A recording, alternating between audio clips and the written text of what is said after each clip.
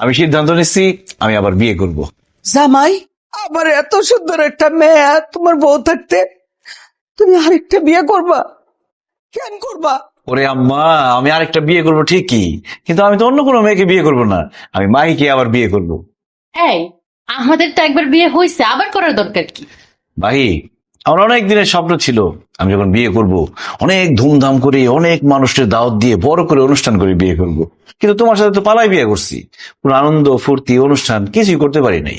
জামাই বাবাজি, তুমি কিন্তু খুব ভালো একটা সিদ্ধান্ত নিচ্ছ। জানো, কতদিন বিয়া বাড়িতে নাচ গান করি না, তোমার আর মাহির বিয়েতে আমি কিন্তু নাচ। তাহলে বিয়ের আয়োজন করেন, আমি মাহিকে আবার বিয়ে করব। অসম্ভব! আমি বেঁচে থাকতে আপনি আবার বিয়ে করতে পারবেন না দুলা ভাই। কেন? আমার বউকে আমি বিয়ে করতে পারবো না কেন? কারণ আপনি আবার বিয়ে করেন সেটা আমি চাই না। আপনার যদি আবার বিয়ে করতে হয় তাহলে আমাকে করবেন, আমার বোনকে না। তুই বিয়ের জন্য তো পাগল হইছিস কেন কত? তোর বড় বোনের দুলা ভাই বিয়ে করে নিক, তারপরে তোর বিয়া দিয়ে দিব। মা, আই কিসের মা? আপনি আমাকে মামা করতেছেন কেন? একদম উল্টাপাল্টা কথা বলবেন না কিন্তু। কত বড় বেয়াদব, মার মুখে মুখে কথা বলে আবার মাকে ধমক দেয়। যাও এখান থেকে, যাও। না, আমি যাব না। আমি শেষবারের মতো বলতেছি, আপনি যদি আমার বোনকে বিয়ে করেন তাহলে কিন্তু আমি গলায় দড়ি দিয়ে মরে যাব। আমি তোমাকে দড়ি কিনে দিব, তারপর এখান থেকে যাও, যাও এখান থেকে। তাই তুই চুপ করে দাঁড়াছিস কেন? তুই করে বিয়ে করবি? কি তুমি আমাকে বিয়ে করবে না? অবশ্যই, কেন করব না? আপু সর্বনাশ হয়ে গেছে। আবার কি সর্বনাশ হয়েছে? একবার তো তোর জামাই সিরিজ উঠে গেছে, আবার কি হলো? আব্বু আলমগীর আরেকটা বিয়ে করতেছে। তুই তার বউ, তুই থাকতে আলমগীর আবার আরেকটা বিয়ে কাকে করছে? কাকে আবার? যাকে সে বউ মনে করতেছে, মারিয়াকে বিয়ে করতেছে। আরে কি উল্টাপাল্টা কথা বলতেছিস তুই?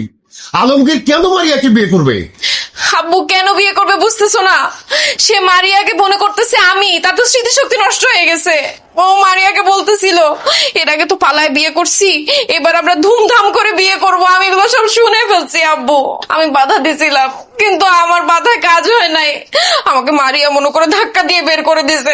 আমরা তোর বাবা মা এখনো বেঁচে আছি, আমাদের দুইটা মেয়ের জীবন এইভাবে নষ্ট হতে দিতে পারি না।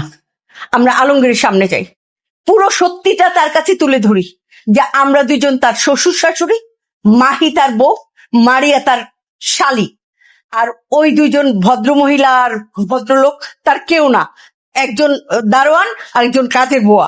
একদম ঠিক বলছো। দরকার হয় জোর করে আলমগীরকে বুঝাইতে হবে যে আমরাই ওর আসল শ্বশুর শাশুড়ি, মাহি তার আসল বউ। কিন্তু ডাক্তার যে বললো আমরা যদি জোর করে আলমগীরকে আমাদের কাউকে চিনাতে যাই তাহলে সারা জীবনের জন্য ওর স্মৃতিশক্তি শেষ হয়ে যাবে।